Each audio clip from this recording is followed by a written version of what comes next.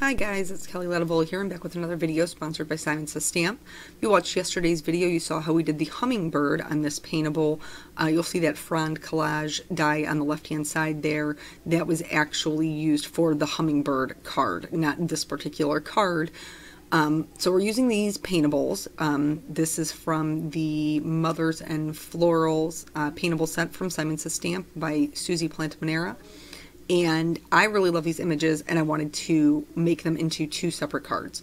So I picked some really pretty just blue colors that I wanted the flower to be, and I'm starting off with my lightest color. This is how I prefer to color with my Copics. Start with my lightest, work out to my darkest, darkest back out to my lightest.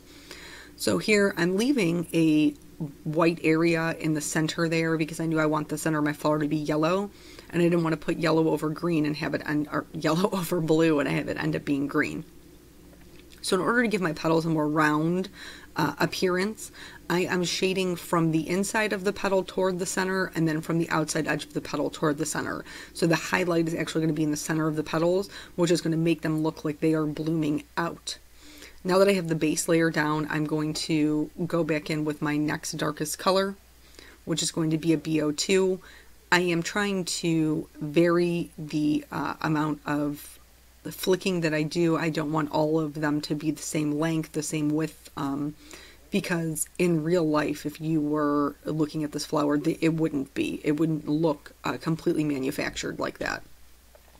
So I'm doing that. I'm trying to pay attention to which petals are on top, which petals are below, so that way if there needs to be any extra shading, I can do that. When I am adding the shading to the tip of the petals, I'm looking for any areas that are drawn to be naturally kind of dipped in, so that those would be darker, and I'm just putting little, basically triangles of color, still using that same flicking motion, but just trying to pay attention to where those would be so that it looks natural on the flower. So once I'm done with that one, we're going to move out to the next, which is going to be a BO4. I personally like a lot of contrast. You may not. If you don't, you can totally stop at a BO4. I'm going to go to a BO6, but you can stop. Actually, you know what? You can stop at any juncture here. As long as you're happy with the way it looks, it's your card. So you can stop at any point that you are comfortable with it. I just like having that contrast that has that depth. So here I'm playing up those same little dips in the petal that we talked about with the BO2, adding to those. And I'm not just adding to those, I'm also adding a few little flicks of color in between them because, again, I want it to look natural. I don't want it to look like I manufactured it, like it was done, and so that it was supposed to look perfect. Here, I kind of didn't like the way those two petals were not separated, so I decided I was going to add a shadow so that one looked like it was underneath another one. This isn't something that you have to do. That's how I preferred for it to look. So now I'm going with the BO6, and I'm kind of separating those two petals with my darkest color. And then once I flip it around, I'm going to add even more shading. Again, we're just adding this pretty much to the darkest areas, so anywhere a petal is laying on top of one another or anywhere those little divots are. This is, just going to give us that more dimension, to give us that more 3D appearance.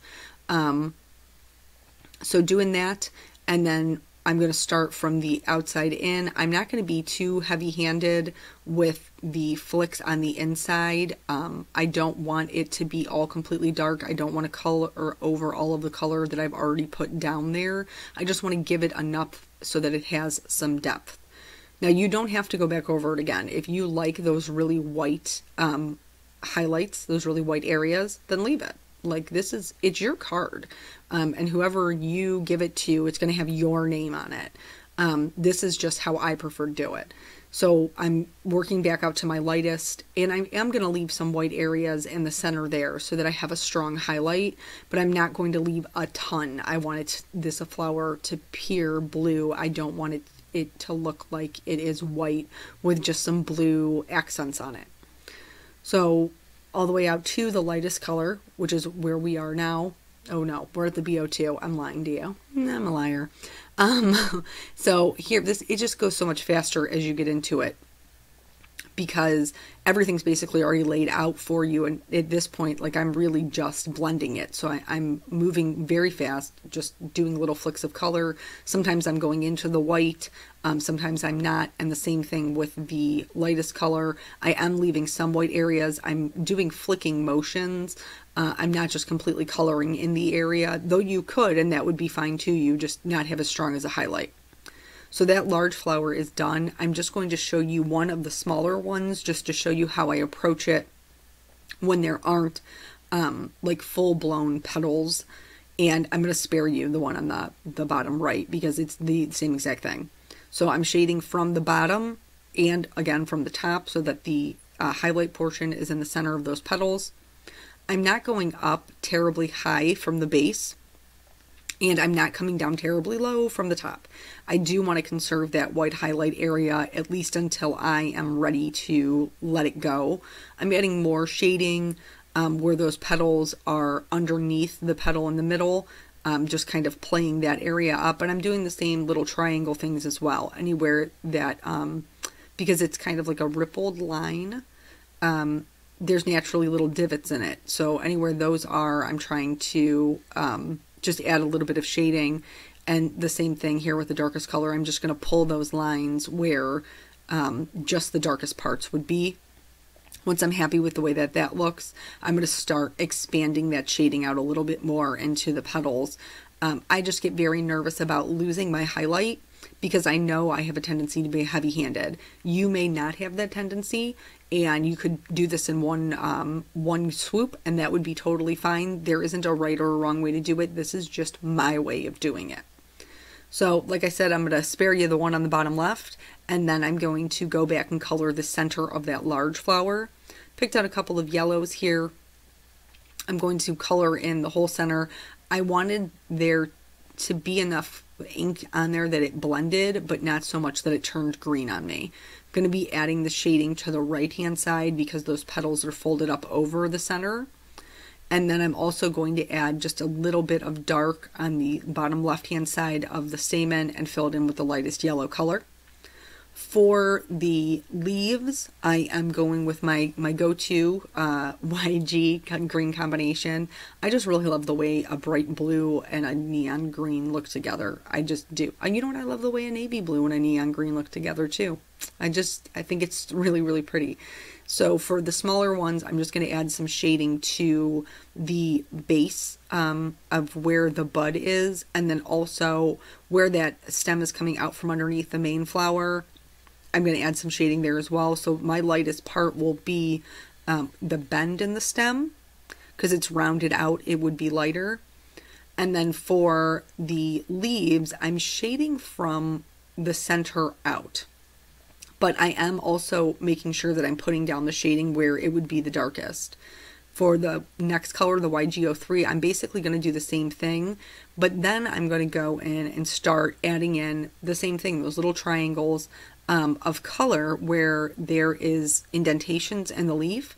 Same thing that I did with the flower. So this isn't anything that you haven't just seen, but I just wanted to show you how it would apply to a leaf.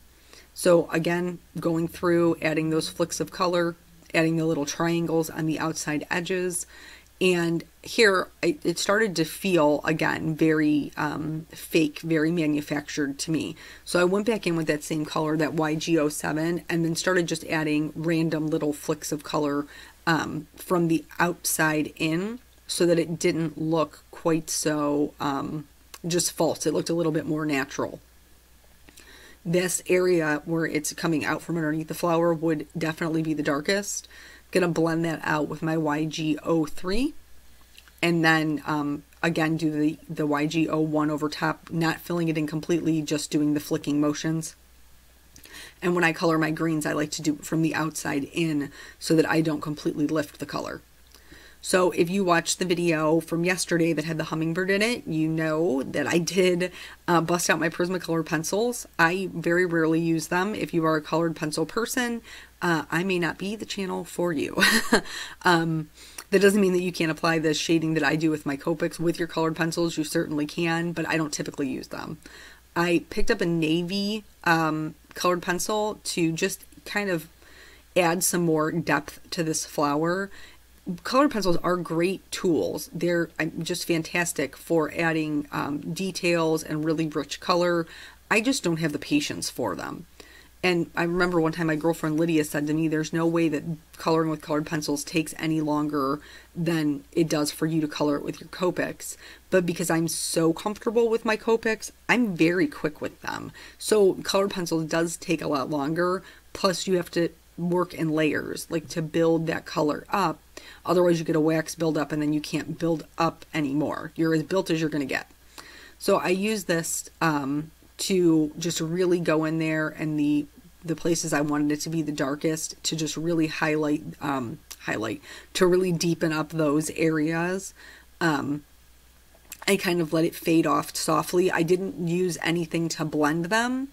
I just put down this one color for the depth and then called it.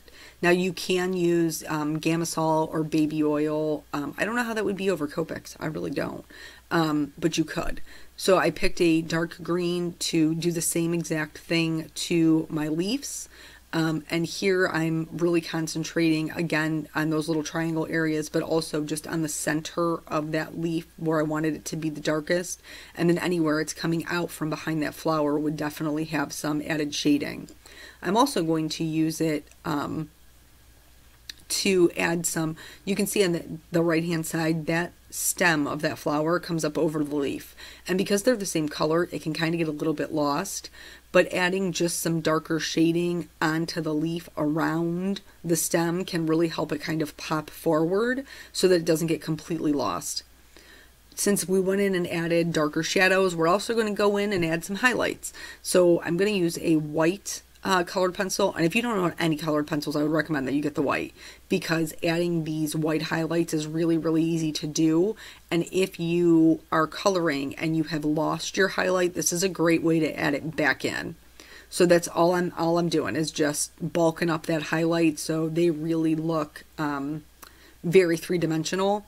I did pick another, this is a darker brown, to just add to those the tops of the stamen so that they would stand out, as well as the very deepest part of the center. I'm going to use my white colored pencil. I always want to say white gel pen probably because that's what I use all the time. But I use my white colored pencil to just add some highlights to those as well. I outline all of my images. That's just me. It certainly isn't something you have to do. I just like a bold black outline, and it really helps the colors kind of pop. So I went ahead and did that, and then I fussy cut them out.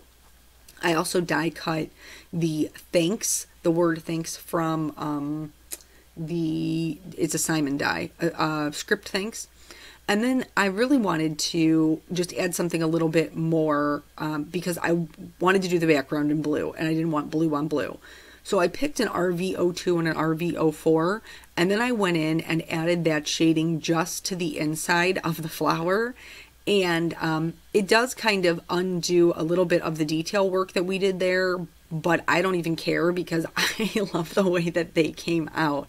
I just really love that pop of bright purple there in the center. And then I went over it again with the RV02 to blend that out kind of into the highlight area, so everything worked really nicely together. And even though it didn't end up being like a true blue flower, totally happy with it. For my background, I wanted to add a little bit of texture. So I have the rice patty stencil here from Neat and Tangled, and I'm using Elmer's repositionable adhesive. Do this in a well-ventilated area, windows open, it's smelly, but it's really a great way to make such an intricate stencil very sticky. So I just kind of run my fingers over it, and you do want to use this probably within 10 minutes of spraying it, or it's going to dry and it's not going to stick. I'm using 2 different colors of Distress Oxides, and I'm kind of bringing the color in from the bottom right hand side. So I'm going to put down a very light layer of Salty Ocean, and then I'm going to add, I'm not going to completely cover it, but I'm going to add some Picked Raspberry. These are from the 2 newest, or the newest release of the Distress Oxides. These 2 colors are both from that. Once I was happy with that, I was going to I'm going to go ahead and put the stencil down, and then I'm going to use the same 2 colors to go over top of that just to intensify that color. So it's kind of like a tone on tone background. You certainly could leave it white. I just felt like it would be too stark, and I didn't want the background to be the star of the show. I wanted my flower to be the star of the show. So once I was happy with the blue, I went in with the pink again. And I just love the way these two mix. I just think they're so pretty. And then blended that back out with the Salty Ocean just so everything was really smooth. I'm going to go ahead and lift up my stencil, and you can see how cool that looks right out the gate. And then for my flower, what I ended up doing was cutting off the one on the bottom. The way that this flower was positioned on the card that Suzy drew it on, it kind of left the top of it a little open, and so I wanted to fill that in. So I trimmed it off. I'm going to adhere it flat just with Tombow Mono Multi Glue, and then I'm going to tuck that other little flower in, so almost like it's growing up the right hand side of the card, which I thought was just something, you know, different. And this is really all about stretching what you already own. So I did have to fuss with it a little bit just to get it to the way that I liked it, so you could see more of that stem. And then I'm going to use Tombow Mono Multi Glue again to adhere my die cut. This is just cut out of Simon Says Stamp black cardstock. Do a couple little dots on there and glue that down. I have a smaller friend stamp that's actually from the Flourish set from Concord and 9th. It was already on my desk, so that made it easy, right? And I'm going to stamp that in black Simon Says Stamp ink right underneath the thanks. I had never used that stamp before, so that's why you see me stamp it off one time, just to make sure everything's copacetic and it's all good. There's no dog hair on it or weirdness before I put it on the card that I've spent all this time on. I'm going to be using some Nuvo drops. I think these are the Crystal Glaze. They're Nuvo Crystal Drops, that's what they're called. And this color's Ebony, which is just black. It's just to add a couple little dots, and when they dry, they'll look like enamel accents, which is super cool. The last thing I'm going to do is go ahead and give all of the flowers a healthy coat of Clear Wing Castella. And then that's it. This is both of the cards. If you are just watching this one for the first time and you haven't seen the hummingbird one, I will link it down below in the YouTube description. If you're watching on my blog, I will also include a link there. Thank you guys so much for joining me, and I will catch you on the next video. Bye.